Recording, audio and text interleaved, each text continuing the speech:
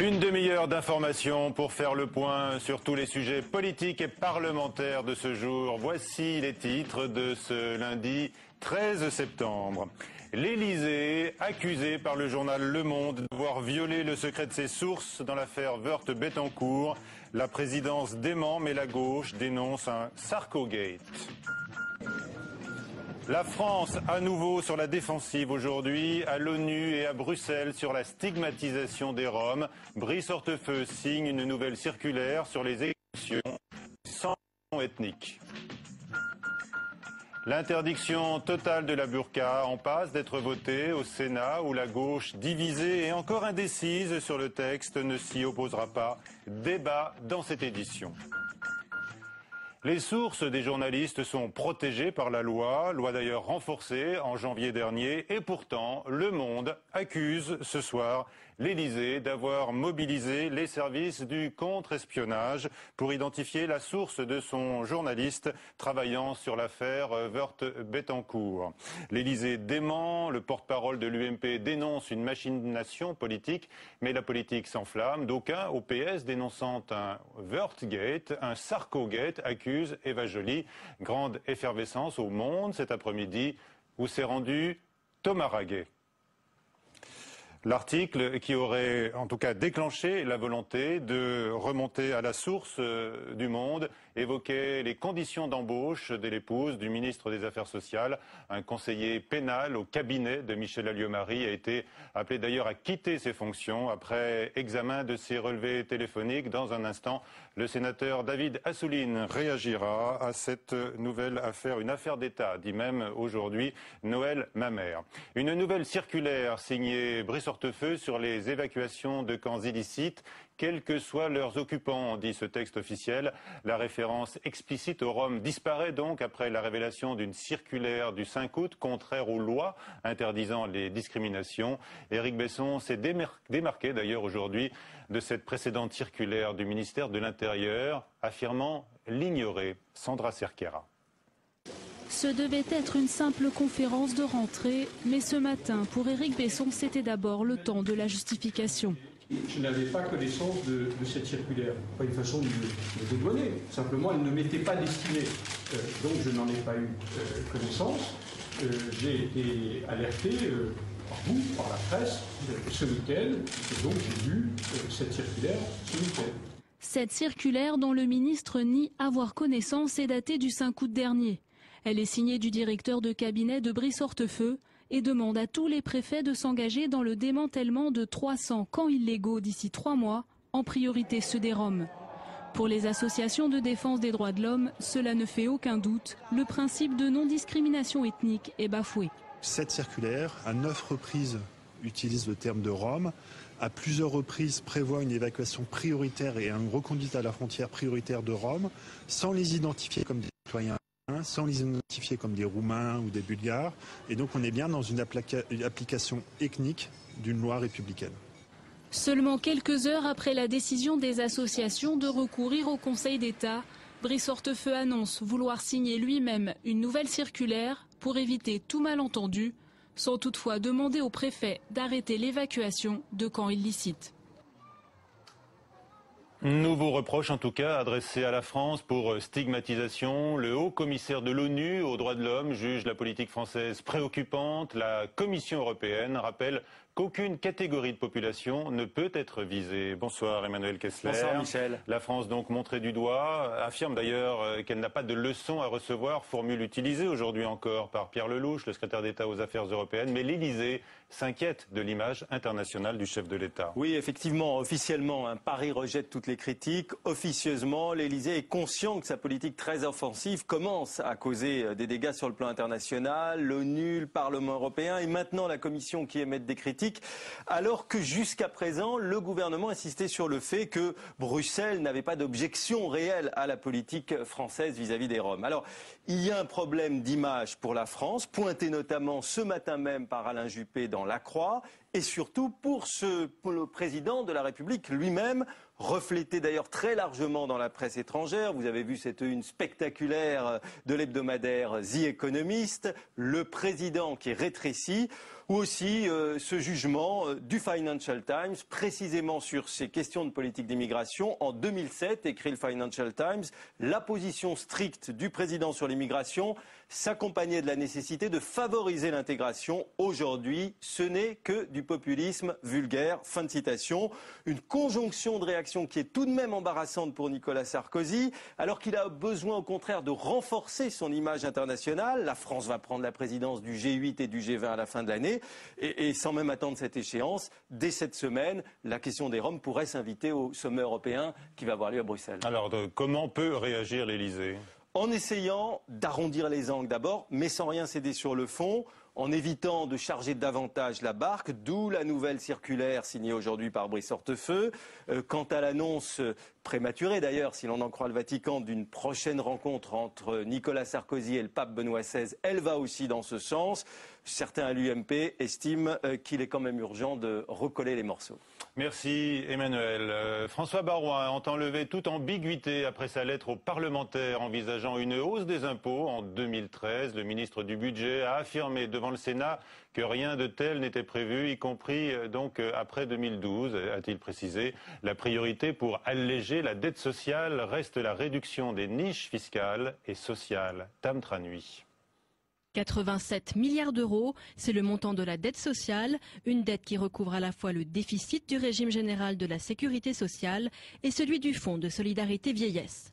Le gouffre est énorme, il s'est encore accru avec la crise. L'enjeu est essentiel, ne pas reporter cette dette sur les générations futures. Ce constat d'urgence est partagé par tous. Pour le ministre du Budget François Baroin, la réponse est claire, une hausse des impôts n'est pas envisageable. Il n'y a ni ambiguïté, ni intention cachée de la part du gouvernement. En aucun cas, le gouvernement n'envisage d'augmenter les impôts, ni aujourd'hui, ni demain. Notre stratégie, c'est la réduction des niches sociales et fiscales, et pas autre chose. Pour apporter des ressources nouvelles, le ministre du Budget compte sur 3 leviers. Il veut agir sur les avantages fiscaux des assurances, taxer les complémentaires santé, avancer les prélèvements sur l'assurance maladie. Malheureusement, toutes ces mesures sont loin d'apporter une solution durable. Si le gouvernement refuse d'évoquer pour l'instant des augmentations d'impôts, elles seraient envisagées pour 2013, après la prochaine élection présidentielle. La Commission européenne plus optimiste pour la croissance en France, table désormais sur 1,3%, pas tout à fait au niveau estimé par le gouvernement, mais Christine Lagarde s'estime confortée par Bruxelles. Par ailleurs, Dominique Strauss-Kahn dit ne pas croire en une nouvelle récession. Le directeur du FMI s'inquiète néanmoins d'une croissance trop faible pour créer des emplois. La suite du 19h, 3 questions à David Assouline, l'affaire Le Monde-L'Élysée.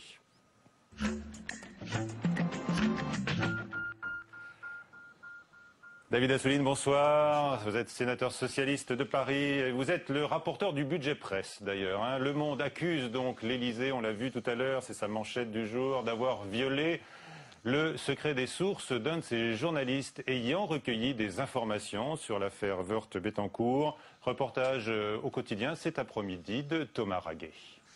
Une accusation lourde de conséquences. Avant de mettre directement en cause l'Élysée en une du journal, la rédaction du Monde a bien mesuré l'impact de ces révélations.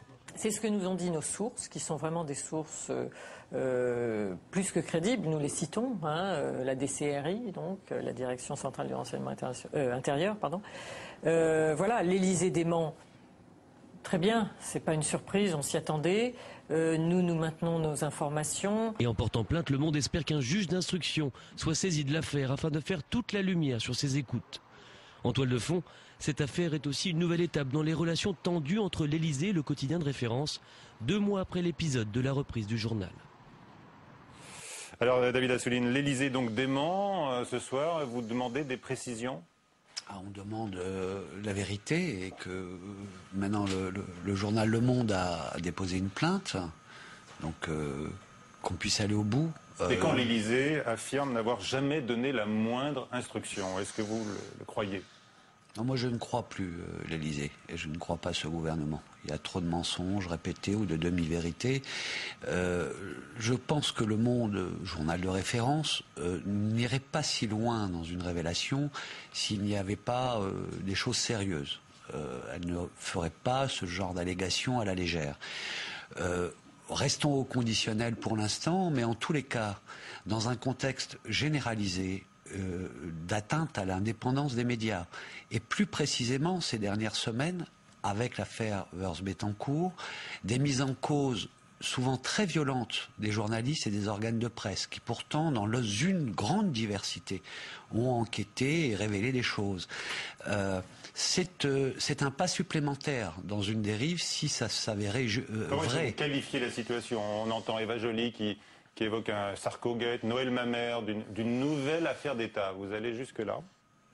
Si c'était avéré, c'est extrêmement grave. Ce sont les moyens de l'État, le contre-espionnage, qui auraient été mis au service, avant même une procédure judiciaire, d'enquête préliminaire, 15 jours avant, révèle Le Monde, au service d'une pression, finalement, sur le travail des journalistes.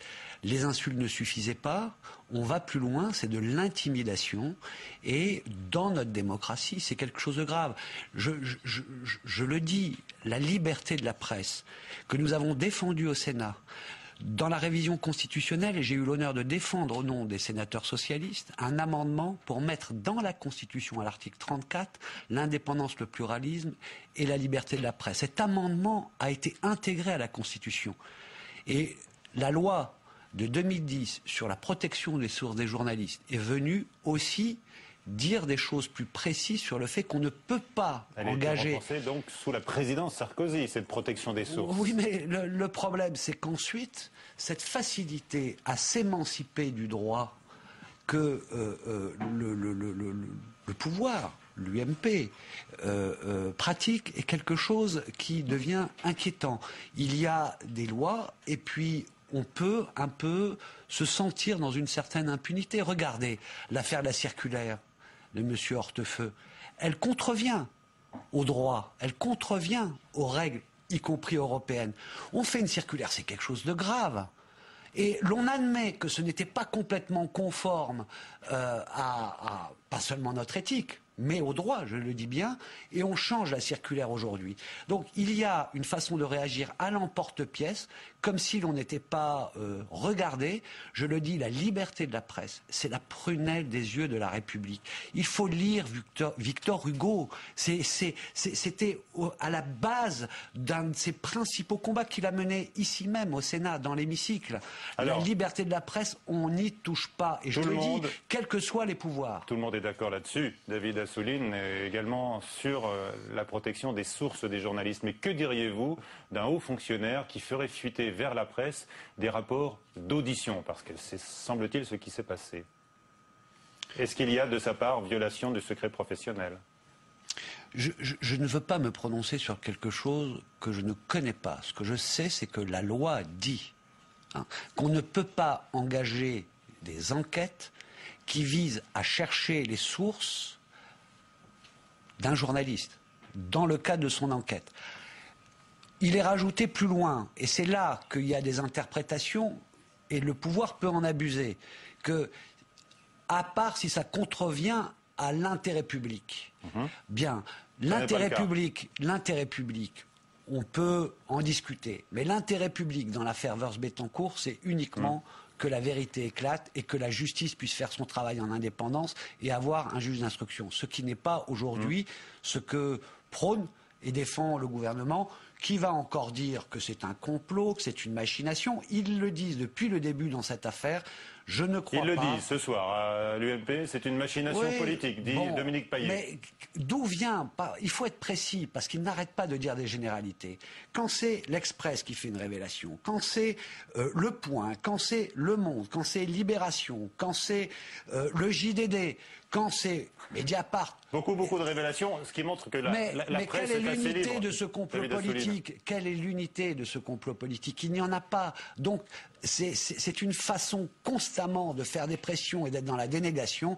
Il faut être sérieux maintenant, parce que de toute façon, cette affaire va suivre son cours et dire qu'il n'y a rien, c'est pas, je pense, la meilleure façon de ne pas se déjuger le lendemain. D'accord. Le PS monte au créneau, au risque de se voir rappeler peut-être le cabinet noir du temps de François Mitterrand, David Assouline. Des journalistes avaient été écoutés. Écoutez, je suis aujourd'hui engagé dans un combat comme sénateur socialiste et nous sommes en 2010, je le dis, quelle que soit la façon dont on a agi avec cette liberté sacrée qu'est la liberté de la presse, je veux dire qu'aujourd'hui, il faut que l'ensemble des démocrates prennent l'engagement, et en tous les cas, moi, c'est le mien dans mon combat, que là, on ne touche pas, c'est la prunelle des yeux de la République. La République deviendrait aveugle si la presse ne pouvait pas exercer librement ce droit à l'information. David Assouline, merci. À suivre le débat du 19h, le port de la burqa en passe d'être interdit. Le Sénat vote demain soir. Vous allez voter ce texte, vous abstenir?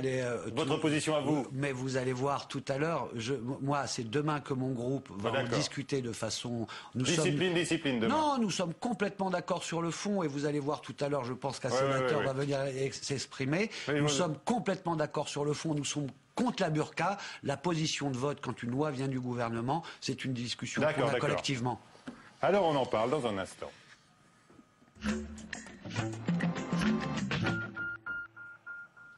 Puisque, effectivement, après le vote d'interdiction à l'Assemblée nationale, c'était le 13 juillet, c'est donc au tour du Sénat de se prononcer sur le projet de loi. La gauche ne fera, semble-t-il, pas obstacle, mais divisée, peut-être indécise. On en parle dans un instant avec nos invités. D'abord, le point sur ce texte avec Flora Sauvage. L'interdiction du voile intégral a fait polémique pendant des mois. Mais aujourd'hui, ils ne sont que quelques dizaines à manifester devant le Sénat. Je suis farouchement contre le port du niqab dans le lieu public, mais je suis farouchement pour la liberté dans la rue. Et c'est au nom de la liberté dans la rue que je suis contre ce projet de loi du gouvernement qui n'est pas conforme à la Constitution, et il faut le rappeler. Le texte prévoit une amende de 150 € à laquelle peut s'ajouter ou se substituer un stage de citoyenneté. Il y a le chômage à cacher, il y a la crise à cacher, donc on va sortir le grand voile, le niqab pour essayer de camoufler tout ça, quoi. On cible une population, on la stigmatise et puis voilà. Le texte devrait être adopté demain puisque la gauche a choisi de ne pas s'y opposer. Les sénateurs communistes et verts sont dans une position délicate. Du coup, ils vont de leur majorité refuser de prendre part au vote. On ne peut pas voter contre l'interdiction du voile. Ça voudrait dire qu'en fait on est indifférent, on trouve ça bien qu'il y ait des gens qui se baladent avec le voile intégral. L'abstention voudrait dire qu'on n'est ni pour ni contre, ce qui n'est pas le cas non plus. On a l'impression que cette loi est un audit plus pour réprimer et en même temps pour imposer une politique sécuritaire. Et ça, on ne peut pas accepter. Quant aux socialistes divisés sur la question, ils arrêteront leur position demain matin en réunion de groupe avant le vote qui doit avoir lieu demain soir au Sénat. Avec nous donc Jean-Claude Perronnet, sénateur socialiste de l'Haute-Vienne. Bonsoir. Bonsoir. Et Jean-Michel Quillardet, président de l'Observatoire de la laïcité. Vous êtes l'ancien grand maître du Grand Orient de France, je le rappelle. Alors cette position du Parti socialiste, monsieur Perronnet, est si difficile que cela à établir? Il faut que vous essayiez de nous comprendre. c'est aussi lié à la burqa, parce que on souhaite dialoguer. Non, c'est assez simple.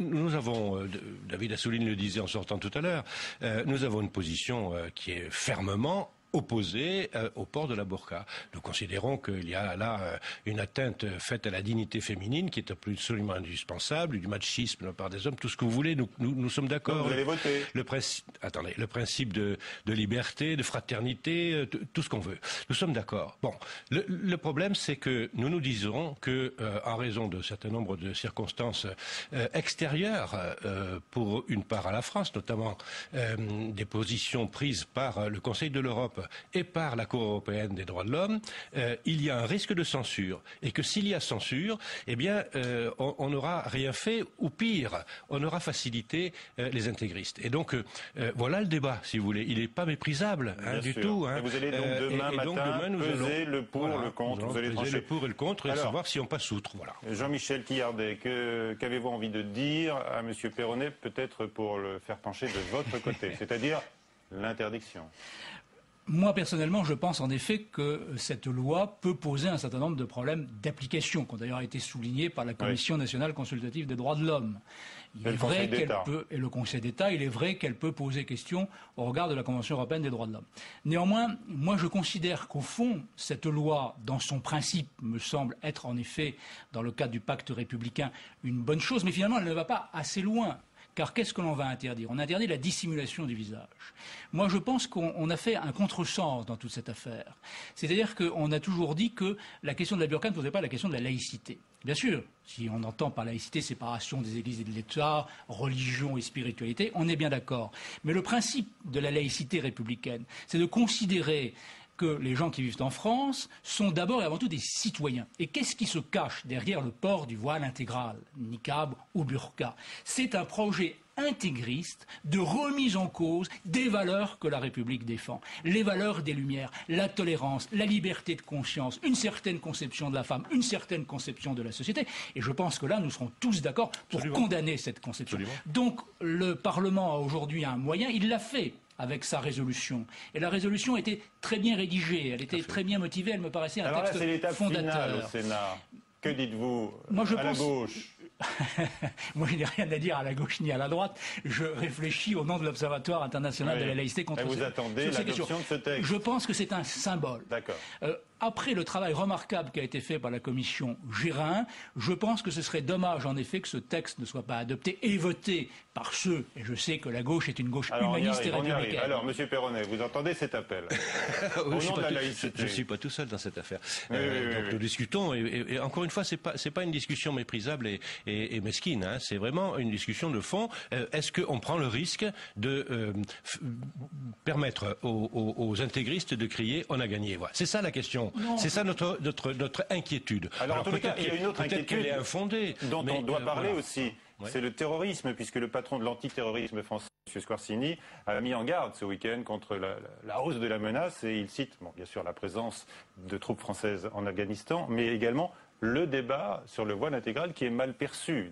Mais défendre ces valeurs, ça n'est pas se coucher devant des menaces de terroristes, ça n'est pas se coucher non plus devant des intégristes qui vont ensuite faire des recours. Je crois que si la Cour européenne des droits de l'homme sanctionne la France concernant ça sera le problème de la Cour européenne des droits de l'homme. Mais la France aura marqué ce modèle français que beaucoup veulent remettre en cause, quelquefois même au plus haut niveau de l'État, qui est le modèle républicain et laïque, qui en effet est en train d'être déstabilisé. Au niveau de l'État, même Nicolas Sarkozy, pour l'espèce, avait dit que la burqa n'avait pas droit de citer en France. Là, vous avez applaudi. Monsieur Perronnet, est-ce que vous êtes sensible à l'argumentation de Monsieur Quiardet quand il dit qu'il y a des forces qui avancent derrière la burqa, qui remettent en cause les fondements, les valeurs de notre pays? Encore une fois, nous sommes complètement... Certains disent, et à gauche, on entend ce discours-là, mais non, ça ne concerne que quelques milliers de femmes.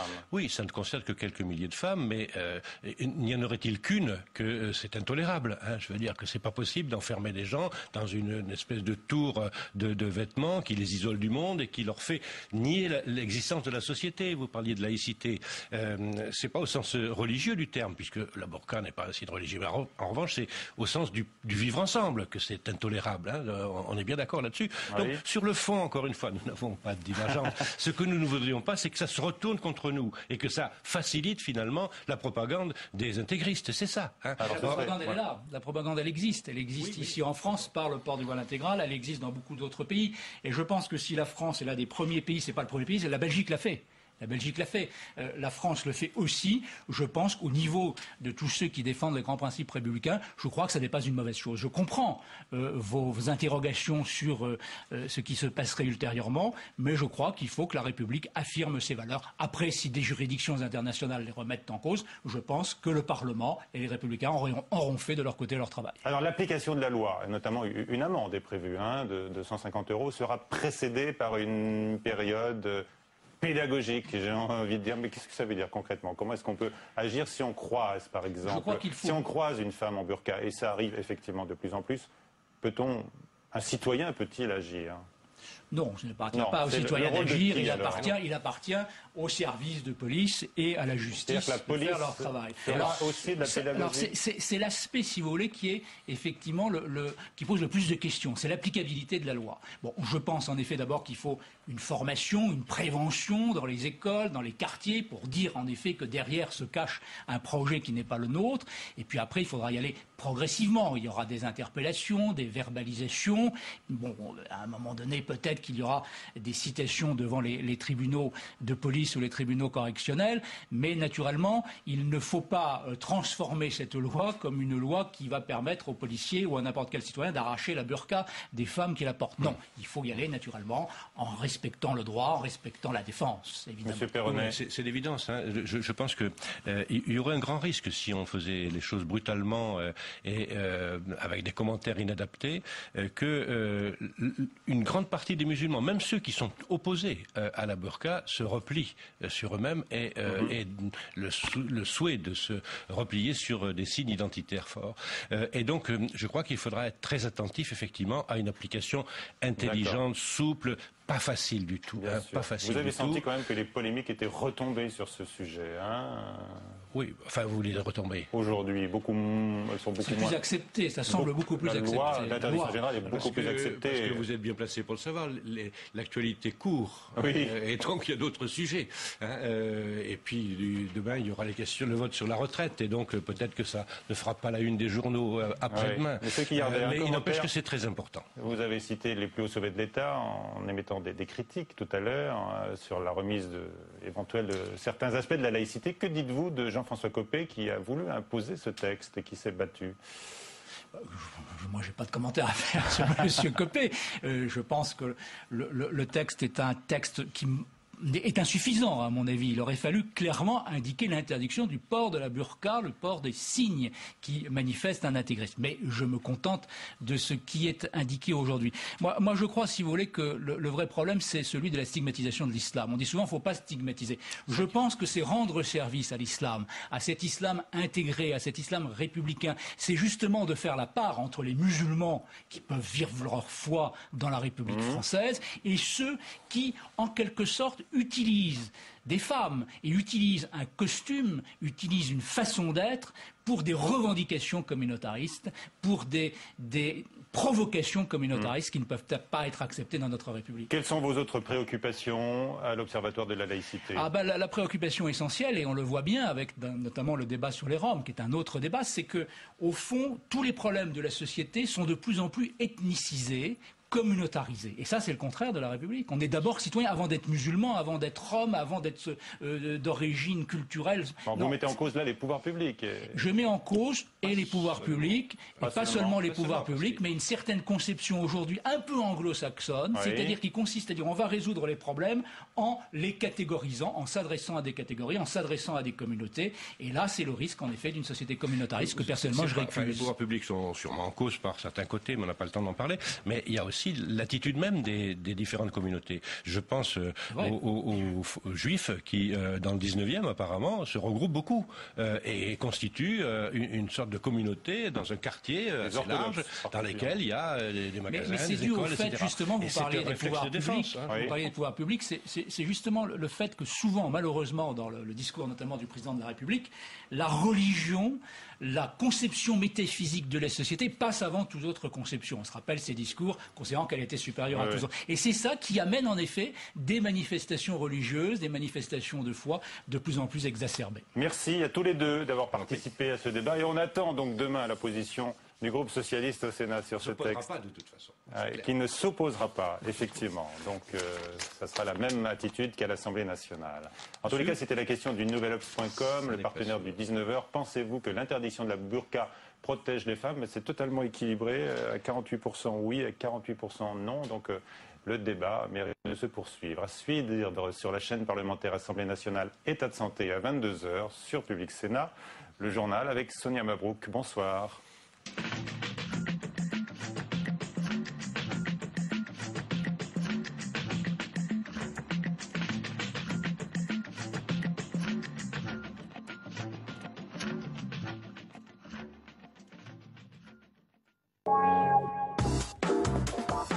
Quand je n'ai rien à dire, je veux que ça se sache. Ça, c'est un vrai sujet. Si les politiques ont pensé à un moment que c'était bien pour eux de venir dans des émissions comme ça, ils ont dû penser que ça allait les aider. Enfin, j'imagine. Quand on a été quelqu'un qui s'est battu pour le pouvoir toute sa vie, qui a voulu le pouvoir, vouloir rester comme le grand-père avec son chien, franchement, c'est paradoxal. C'est l'image d'un grand-père qu'on met en scène. Il joue gros, Nicolas Sarkozy. Il a déjà divorcé 2 fois, c'est son 3e mariage. Je pense que c'est aussi quand même de la mise en scène, de la vie de famille, de la vie quotidienne, de la vie banale. Je suis jamais fait psychanalyser, mais ça me donne envie. Déshabillons-les démêle le fond de la forme en revenant sur les mots et les images qui ont marqué l'actualité.